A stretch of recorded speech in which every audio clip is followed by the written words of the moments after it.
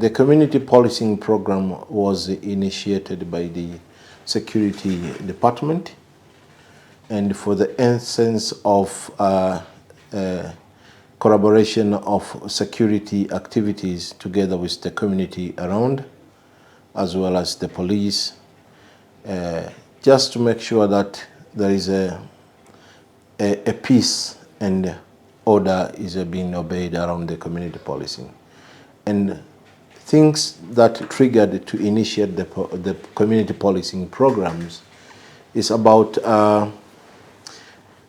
ensuring that together police, GGM security, and the community, surrounding community, they are tackling the criminal activities, addressing the criminal at the source, which means around the surrounding communities. That's the one which triggered to initiate the community policing program. Also, the employment opportunities to the surrounding communities as well is one of the reason why it was being initiated, the community policing program. Another reason why it triggers to initiate it, as you all aware about the limited resources.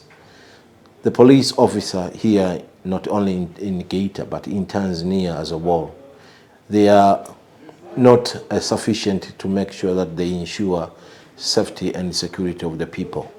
So to participate here as a security is responsible for everybody, then it comes to the management attention, say that we need to support police as the community policing is the national program to ensure that we engage in security activities, ensuring that the society surrounding the Geita gold mine is safe and secured and the people live at peace, and to support the business as well.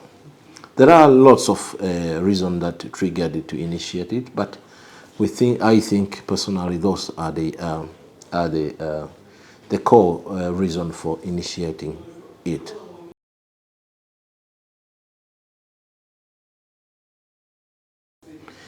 The community policing members are coming from the surrounding communities, that is, from the peripherals of the Geita gold mine, special mining lease.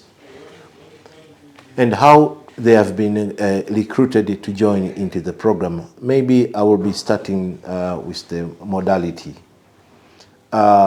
Together with the Tanzanian police force under the Community Policing Commission and the community leaders, first we normally sit a meeting.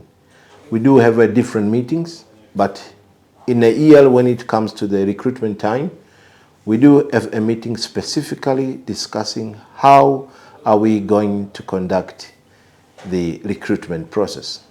But we, as the GGML, as we are supporting the program, we normally advise the community leaders and the police, who are the custodian of the community policing program. So we sit together and discuss criteria, the processes, and each and every stages of the interviews up to the end of announcing the candidates who will be selected. So the program is championed by the community leaders themselves by announcing the names, the employment announcement, and they posted it to their street offices. And the main criteria for community policing members to be employed or to have you must feel or fit on those criteria. Number one criteria, it must be a permanent I for not less than 5 years. That's the most and important criteria. The second one, she or he must be physically and mentally fit, because security is a physical kind of job, so you need a person who is physically and mentally fit. And the third is about year. She must be above 18 years of age. And not above 45 or 50. To be in between 45 to 50, you must be at least mentally fit and a little bit physical so that you can support the young who are recruited during the execution of the task. So those are the three main criteria for a people to be considered as a community policing.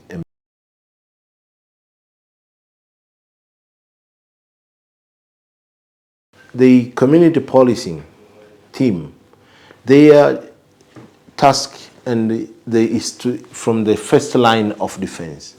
If the intervention of the illegal miners or intruders or trespassers who are intended to enter into the mines, that is their main task.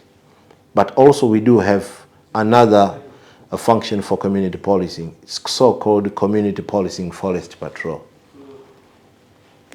Those are their function is to ensure that there is no illegal activities within the forest area. As you know, if you are aware, or I will have to brief you that the whole SML of the GGM is within the Geita Forest Reserve. So it is our duty and obligations to ensure we protect.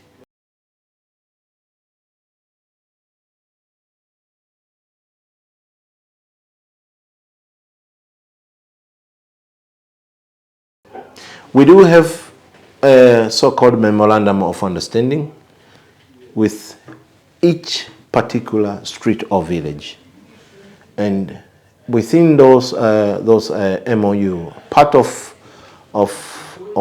a key from the MOU is the support in terms of monetary value, which is money.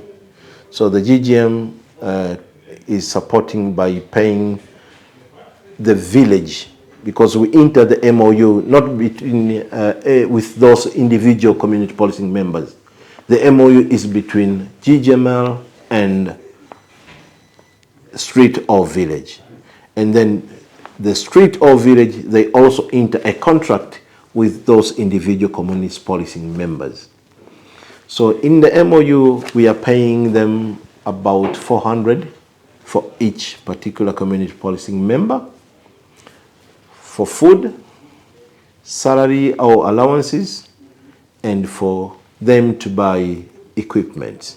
Absolutely, absolutely. I can see there is still, and there will be a sustainable investment to the community. There are very, very, what I can say, a positive results from these initiatives or from the community policing programs.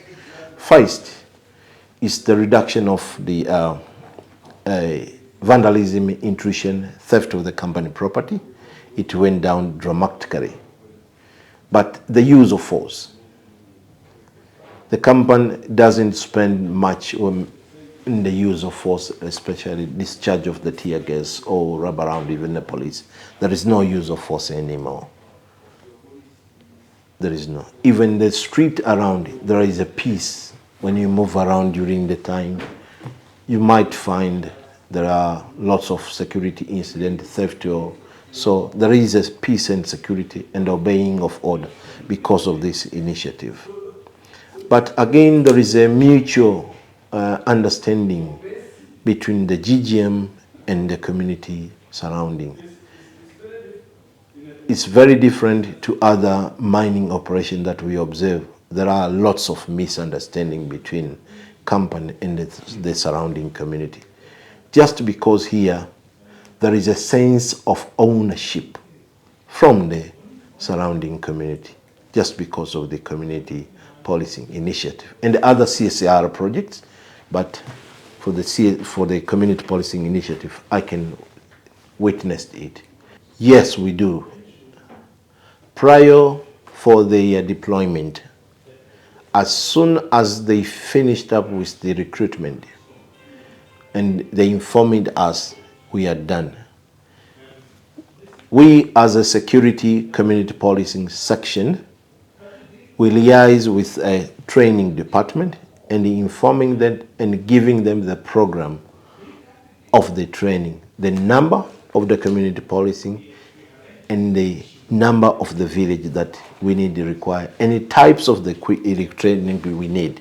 The number one is VP SHR training, which is compliance to us. Is very, very training that we must ensure. Not even being trained, do they understand what it has been taught from the, because learning is one part. To deliver what you have been trained is another aspect. So we are very keen with that training. And another training because of the safety, because safety is the number one priority to us as AGA core values. The number one is safety. So we are training them or giving them awareness regarding the hazard identification. Here we call it HRM1. When you are at workplace, are you able to identify risk or hazard? Do you report them? And once you report them, are they rectified? So, especially for those who are doing patrols in the forest, there are some loose ground, just such as voids. They are reporting to us, we identified voids. We go there, we pick the coordinates, we came to the Community Affairs Department. They do have a section so-called SML protection, and then we arrange for backfilling exercise as to ensure nobody got injured. What I would like to say, I'm glad to have you here at GGM. We are very happy. You have come to witness what we are doing in terms of security, not only in terms of security, in terms of the due diligence and the respect of the human rights when we are executing our tasks. Security is a very tough job, and some people are used to ignoring the respect of the human dignity, especially those culprits. You might think that they don't have a right to life, but it is our duty even to protect those offenders from injury, from arbitrary arrest or torturing. It is our duty.